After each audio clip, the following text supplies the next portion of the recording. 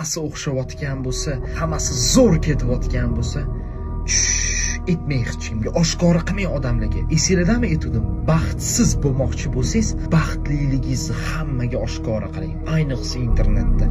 Bilasizlarmi, tadqiqot bo'lgan. O'sha отношениядagi insonlar o'zini munosabatini Facebookda oshkora qilgan insonlarning ustida tadqiqot bo'lgan. Aslida o'sha insonlar baxtsiz bo'lgan. Aslida o'sha insonlar ichida katta qo'rquvi bo'lgan munosabatida.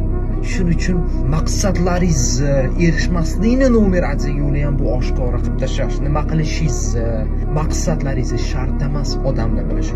Baxtli bo'ling, ichingizda bo'ling, isbotlashish shart emas. Qaysidir inson bilishi shart emas. Bilmay qo'yursin, bilmay o'tib ketsin kerak bo'lsa. Lekin siz baxtli bo'ling faqat ichingizda. O'sha insonlaringiz bilan va o'zingiz bilsangiz bo'ldi.